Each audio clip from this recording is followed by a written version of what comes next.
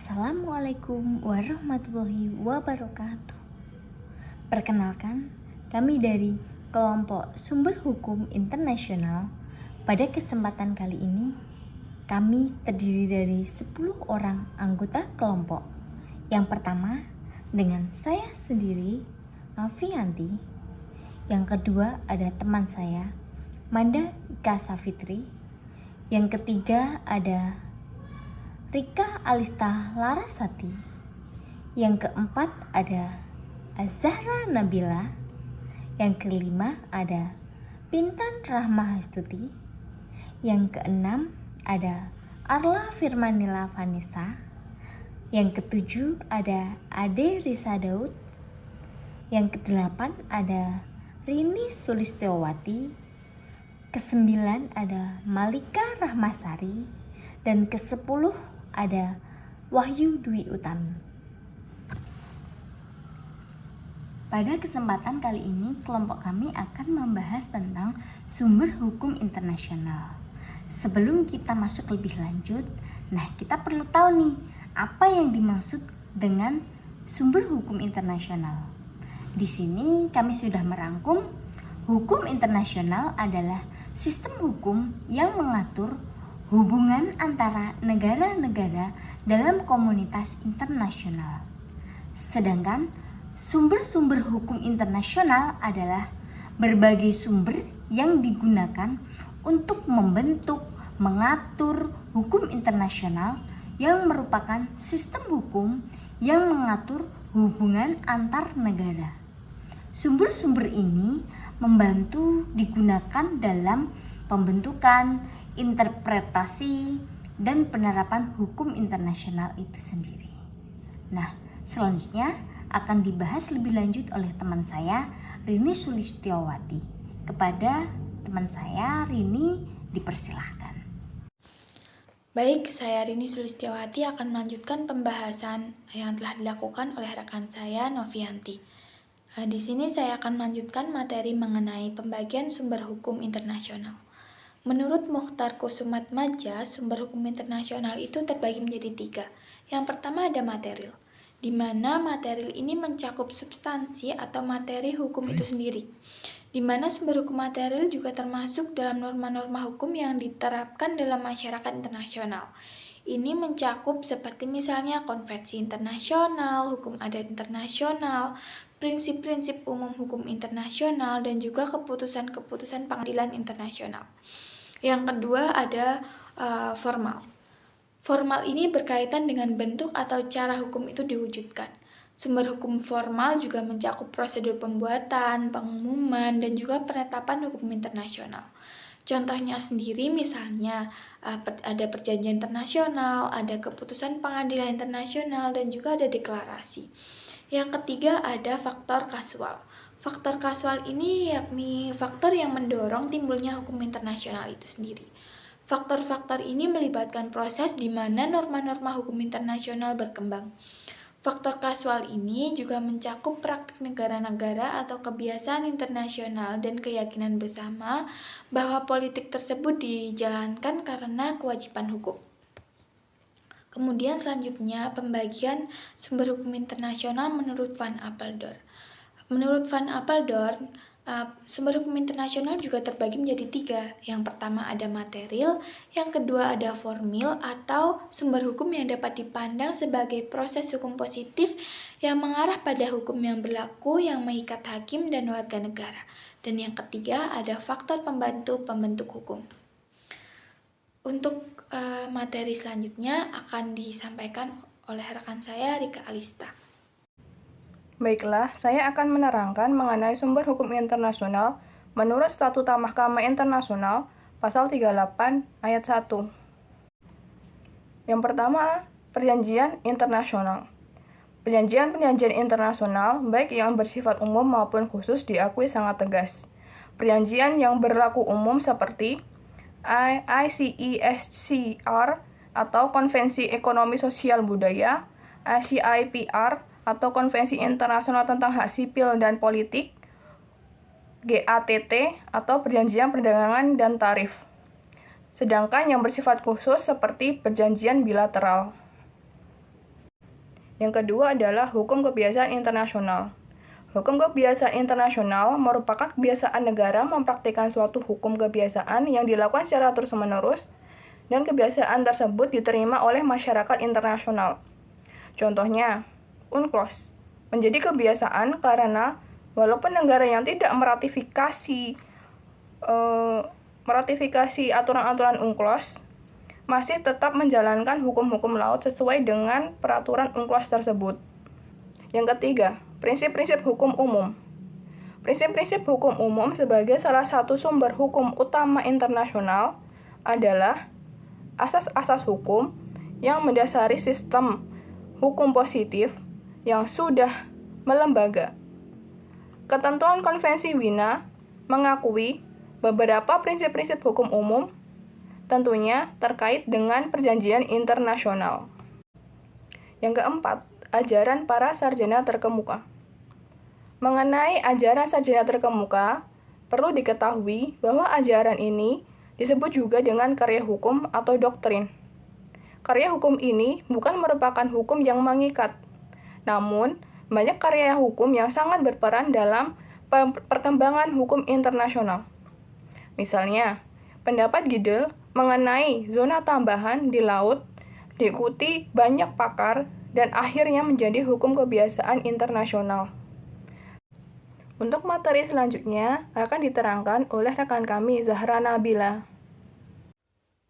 Sumber hukum internasional menurut para sarjana terdiri dari 1. Kebiasaan internasional, 2. Traktat-traktat internasional, 3. Keputusan-keputusan pengadilan atau pengadilan arbitrase, 4. Karya-karya hukum, 5. Keputusan-keputusan atau penetapan organ-organ lembaga internasional.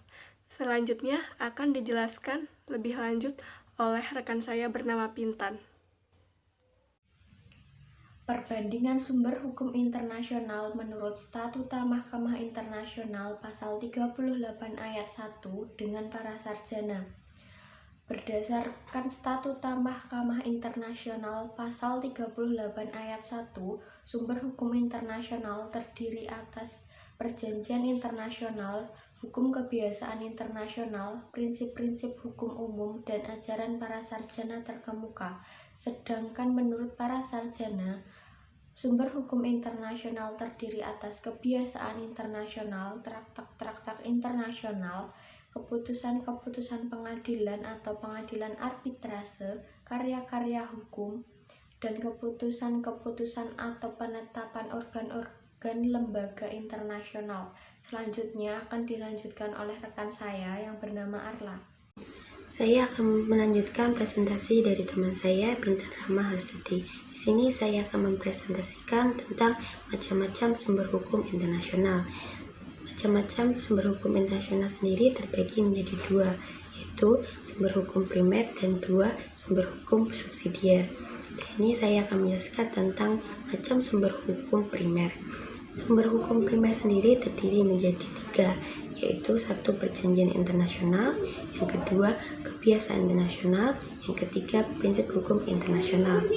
Yang pertama, perjanjian internasional atau International Conference. Perjanjian internasional adalah suatu persetujuan antara 2 atau lebih negara dalam bentuk tertulis yang diatur sesuai dengan prinsip-prinsip hukum internasional. Perjanjian internasional sendiri dikelompokkan menjadi 2. Yang pertama adalah perjanjian multilateral, yang kedua perjanjian bilateral. Perjanjian multilateral adalah suatu perjanjian yang disepakati oleh lebih dari 2 negara, di mana diselenggarakan oleh bangsa-bangsa di seluruh dunia tanpa memandang batas wilayah untuk kepentingan tertentu. Perjanjian ini menciptakan norma umum hukum yang akan dipakai oleh masyarakat internasional sebagai prinsip utama di masa mendatang guna menyelesaikan suatu perkara di antara mereka, karena biasanya perjanjian multilateral ini hanya menyangkut hal-hal kepentingan umum dan bersifat terbuka, contohnya WTO dan PBB. Sedangkan perjanjian bilateral itu adalah suatu perjanjian atau kontrak internasional antara dua negara saja. Perjanjian bilateral ini bersifat khusus karena tujuannya adalah hanya untuk mengatur hal-hal yang menyangkut kepentingan dua negara saja. Contohnya adalah seperti perjanjian tentang penetapan garis batas laut wilayah antara Indonesia dan juga Singapura. Lanjut, yang kedua adalah kebiasaan internasional atau dalam bahasa Inggrisnya international custom. Ada dua elemen yang harus ada dalam kebiasaan internasional untuk bisa dipakai sebagai sumber hukum internasional. Yang pertama adalah praktek negara-negara. Sumber-sumber yang dilihat dalam praktek negara adalah beberapa lama hal itu sudah dilakukan secara terus-menerus. Keseragaman atau kesamaan dari praktek tersebut dalam berbagai kesempatan dan berbagai pihak yang terlibat, serta kadar kebiasaan yang dimunculkan oleh tindakan tersebut. Yang kedua, opini jurisif synthesis. Ini adalah pengakuan subjektif dari negara-negara yang melakukan kebiasaan internasional tertentu dan kehendak untuk mematuhi kebiasaan internasional tersebut sebagai sebuah hukum yang memberikan hak dan kewajiban bagi negara-negara tersebut.